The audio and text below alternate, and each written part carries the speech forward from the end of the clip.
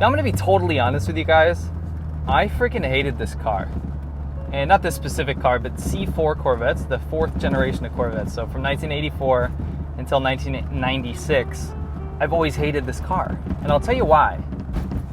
There was something about where I kind of grew up. It was a bit of a redneck area. So there was two types of people. There was like the people that pretended they weren't living in a redneck area, and I think that was me as a teenager. And then there was the actual rednecks. And it was not an image that I necessarily wanted to have. Now I know how preposterous and bullshit that actually is, and pretentious and ridiculous, but when you're someone in high school, like a kid that, you know, cares about getting girls, or like, you know, you want to be popular or whatever, your perception, your perceived identity puts you in a different group, and that was just not my group. And when I was growing up around high school, the car you drove was pretty important.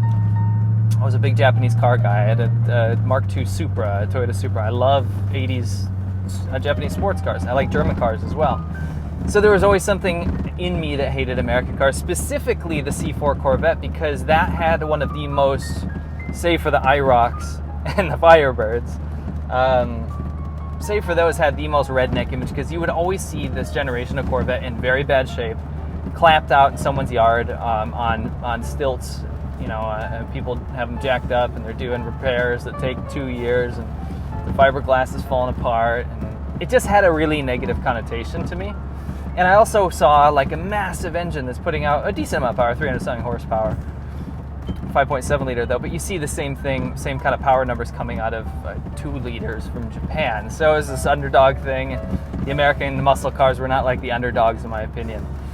Now, the great thing about this, you know, perceived fallacy that I had was Winston pretty much only likes American cars, whereas I pretty much only liked German and Japanese cars.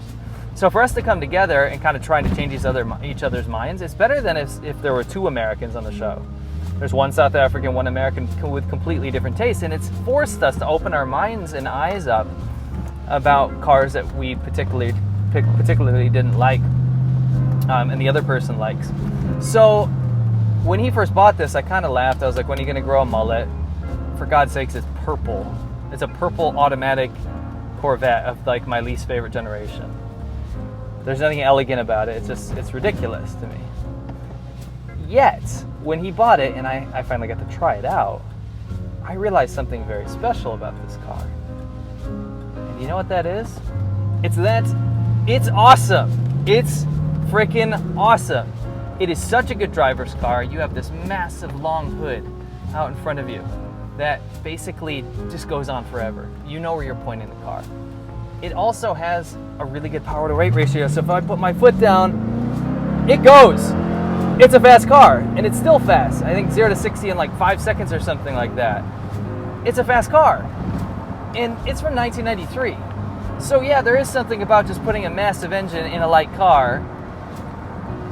But at the same time, they took this like kind of ancient technology and they perfected it. So it handles really well. It's still using leafs in a way, but the suspension is really good. It's great in the corners. It sounds amazing. And now I'm starting to change my perception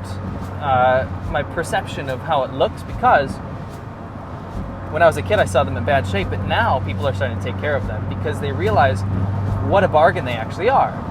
You can pay $3,500 now for a C4 Corvette. It'll be a high mileage one, but it can be in okay shape, and it's a great driver's car. It's fairly comfortable. Yes, it's crashy. Yes, it's super plasticky in here, but it's a fast car for like $3,000. And it's not just fast in a straight line like something like a new Charger or a new Challenger or something like that. It's great. It's nimble. People autocross these on cone courses for a reason. The reason being, they outperform a ton of other cars that are much more expensive than them. So this, to me, is a massively good bargain. And I think if you're someone that really cares about the way a car looks, so go back to my teenage years, I don't care so much about that now. I do care about styling, but if I go back and just pretend like that is probably the most important thing, I think these are starting to look cool. They're minimalistic, they're sleek, they have that beautiful 80s and 90s kind of retro vibe to them, something that wasn't cool. There's this law basically that says if something's 10 years old, it's not cool.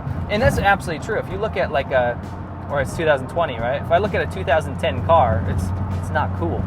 if I look at like even like a early 2000s car, most of them are just not that cool. It was not a good time, but they might appreciate at some point and become nostalgic for people. And this is a perfect example of something that ended up aging well.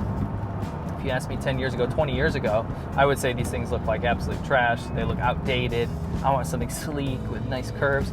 Nowadays, I look at this and I say, this looks pretty cool. I mean, I get 80s Ferrari vibes from this thing. And I also get 80s Ferrari performance from this thing. So is the 4th generation Corvette a good car? I'll say yes. They have a fairly good reliability track record, especially if we're talking about the 90s ones.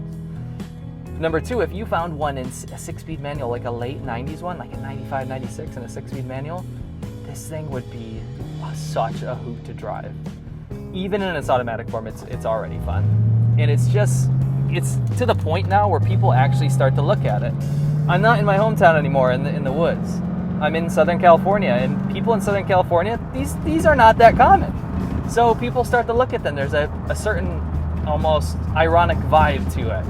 It's like you drive this because you're being ironic, but at the same time, it's like kind of aging really well. And it's not without its faults. Like I said, the build quality it's not amazing. They're pretty reliable in terms of mechanics and stuff, but the build quality, it feels almost like the body was just laid on top of the chassis and there are two separate entities fighting each other. But if you can get over the crashiness of that, it's a great car. Hope you guys enjoyed this fun little episode of the C4 Corvette. Don't forget that people on patreon.com/worthlesswhips, those people that support the channel, they get to vote on different cars, get behind the scenes content, and much, much more. Thank you so much, guys, and we'll catch you on the next Worthless Whips.